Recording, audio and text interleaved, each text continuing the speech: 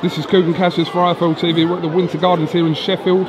With me, I've got now trainer of a world champion, Dominic Ingle. Dominic, you look sharp as I've ever seen. Well, I tend to bring this suit out. I've had this suit for about 10 years, and I just bring it out for special occasions. So usually I'm in a tracksuit and sweat gear. That's what I prefer to walk around in. But today I thought I'll get the suit out. It's a world champion, KELL Brook. He's bringing his belt to Sheffield. We better dress up smart. It's been 6 days roughly since an epic night in Carson. Have you recovered?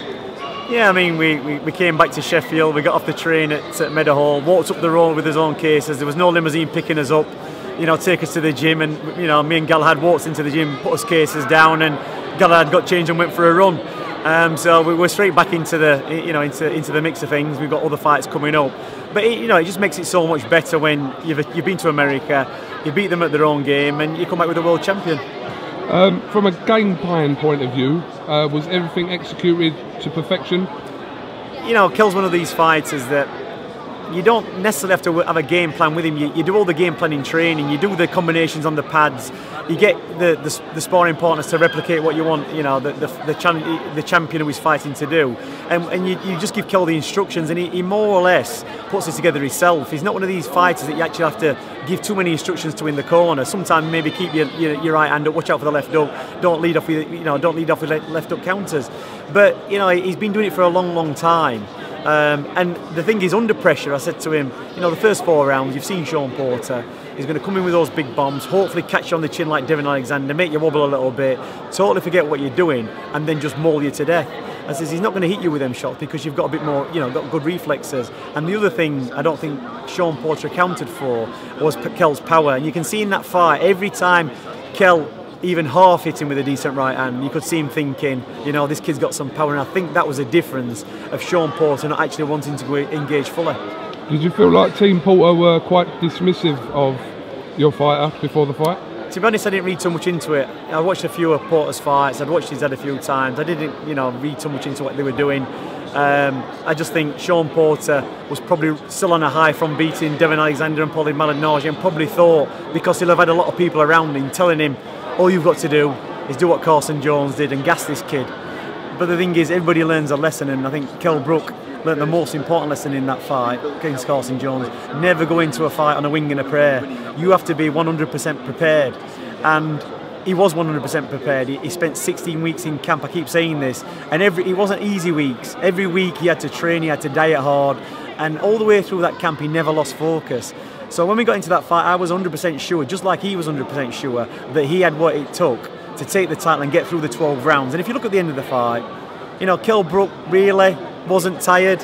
Apart from a little cut on his eye, he looked quite fresh. Whereas Sean Porter looked a bit dishevelled. He went back to the corner with his shoulders down, with the man who looked like he'd been defeated. After the fight, Kenny Porter, Sean's father and trainer, complained of excessive holding, tying up, whatever you want to call it. What would you say to that? Maybe if KELL had got beat, I'd have been complaining about excessive getting hit round the back of the head, kidney punches, low blows, elbows in the face, headbutts. But we won, so I've got no reason to complain. It's just the thing that you do when your fighter gets beat. Moving forward now, obviously Eddie Hearn's revealed a potential date of the 6th of September in Sheffield Arena. What kind of opponent are we looking at now? I mean, Eddie's mentioned names like Rios and Lopez and guys like this. This is the sort of mix KELL's in now. The joy of training KELL Brooke is an easy fighter to train. I'm in a fortunate position that it's not me making those decisions. KELL's at that stage now at 20 years old, 28 years old of being a world champion. It doesn't really matter who's put in front of him because he's got to fight those guys. He can't be, cutting corners and ducking and diving against opponents at this stage. He's 28 years old. He's got to take every fight what comes to him. He's got to prepare properly and have the confidence to beat those guys. And that's what he's going to do. So whether Eddie throws up, we'll look at me. He might come up and give us a choice of 2 or 3, and we'll have a look at those. And we'll have a talk about it. Me, KELL, Terry, Eddie, and look for the best way through. In your training career, your finest night?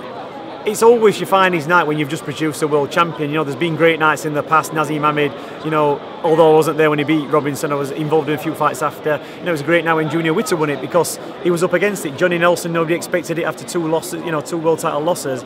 But yeah, KELL's one of these kids who's been in from 9 years old, and you've seen him develop and mature from being a kid to a teenager to an adult, and it's a great story. It's been a long journey for him, and he's won the world title. A fight the UK fans crave is undoubtedly the Amir Khan fight, which is a possibility for next year. But it's a fight that your team has always welcomed. I think Eddie's thrown the offer out to Amir a few times.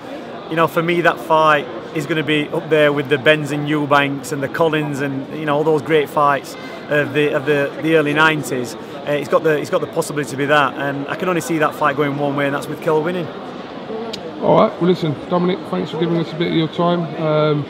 Enjoy whatever time you have off before you're back in the gym again. There's no time off in this game, Cool. No. You have to keep working. Ingle 24/7. 24/7. All right. Well, listen, thanks for giving us a bit of your time anyway. No Dominic problem. Ingle, thank you.